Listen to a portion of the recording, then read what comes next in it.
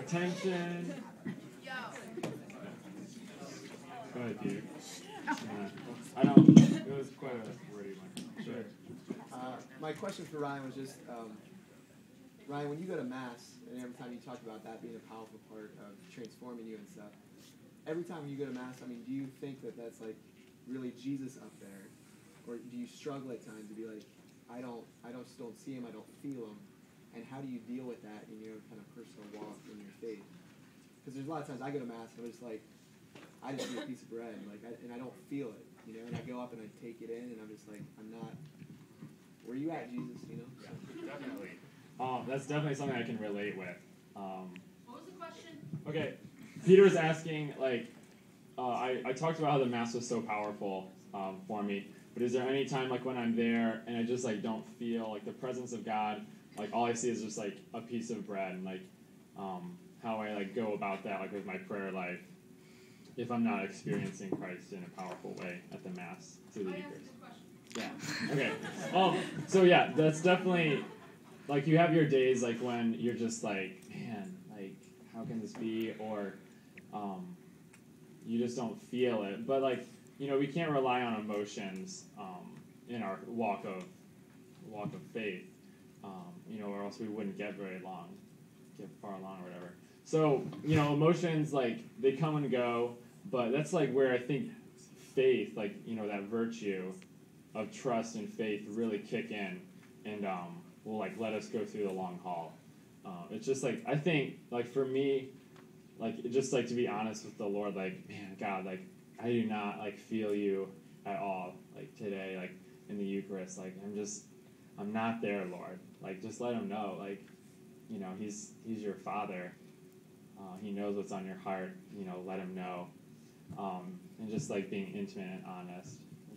So it comes and goes, but it's still Christ, and it's still a really, really powerful experience. Can I kind of add on to that? Yeah. Because you mentioned Mother Teresa, and I did some research on her in high school, and I found out that the last few years of her life, she actually didn't feel God's fire in her heart quite a bit of the time, and she just kept going anyway, and she's just I know God's still there even though I don't feel him, so I'm going to keep doing this, and it's just you have to keep going. Yeah. Thanks for sharing. Yeah. There was this really good quote by her, but I don't remember it very well, so I'm not going to try to say Thank you so much. That was really good. Awesome. Yep. Talk to me about confession. I know a lot of people are they feel a lot of anxiety to try to go to confession. They're scared. They're not sure if they can follow through with it. Tell me about your experiences through that. Sure. Well, it's definitely a hard thing. It's kind of awkward for sure. We've all done the drive-through confession where you just go in really quick and kind of disguise your voice a little bit so he doesn't know it's you again. But I found it's the most powerful for me when I go face to face on a regular basis and just pour out and be honest. We have to bring our weaknesses to the light of Christ for them to be healed. That's the only way that we're going to be healed. And it hurts. Healing can hurt. It's good, though. But, and again, it's one of those, faith things, I think, with the Eucharist, confession is something we probably never feel like doing or never really feels good during it. But, we have to go out in faith and believe.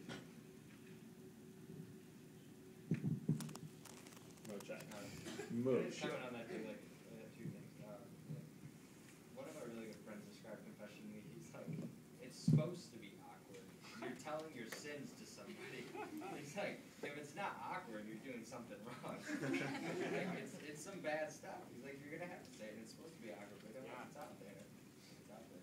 And back to what Pete asked, I was talking to my spiritual director about the same thing and about a couple of things. He actually said something that makes a lot of sense. He says you can't build a life on feelings; you have to build it on conviction. Mm-hmm. And I feel when I struggle with that too, that's what I bring to the table. So I have to build a life on conviction, not feeling.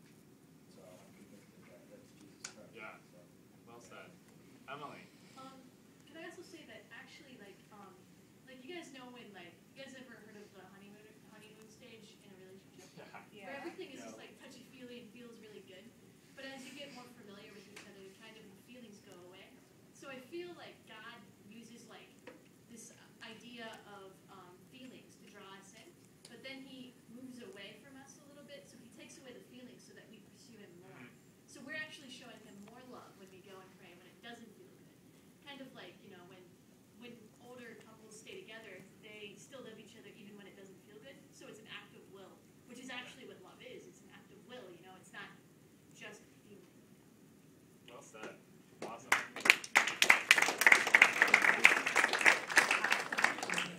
Can you take the rest of the questions, Emily?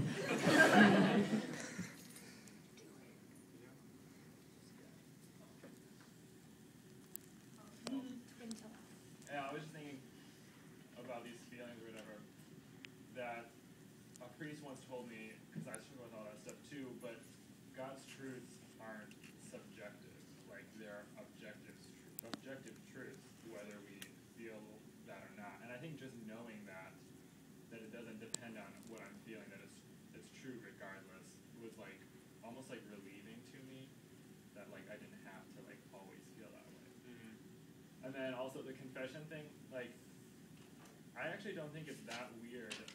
I think like we're all broken and we all need help with whatever it is we struggle with. And I guess I kind of look at it almost like as counseling, I guess, like spiritual counseling.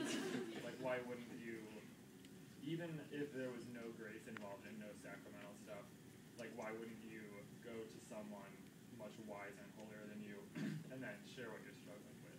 You know, it's like just an awesome way to grow. And there's also grace and power of God in itself. Good combo.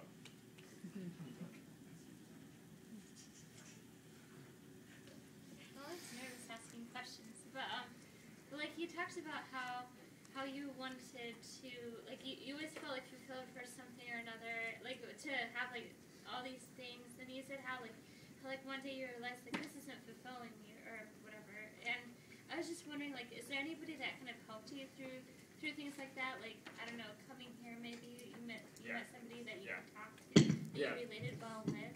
Can everyone hear me or not? No. Just in case. Definitely, like throughout the journey, I probably should have mentioned that. Like, I mentioned Chris Paget at the retreat, but like that was just for the one weekend. My parish priest like was a man that I really, really looked up to, and it was like through confession, like talking with him. It was just kind of like a really good example in my life that like I wanted to like go after what was he going after.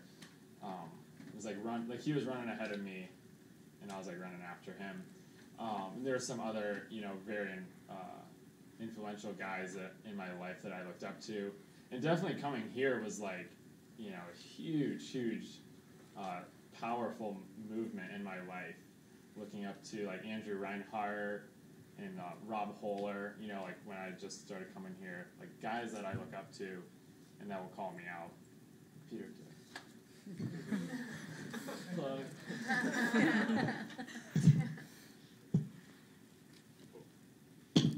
Since we do have some more time, I think it'd be kind of cool if you guys want to, like, one person, or if you have more time than that, but at least like one person, like share your like testimony with the table, kind of your journey. I think there's a lot to be learned. Stevie, you. And if not, that's cool. But I think there's merit in that.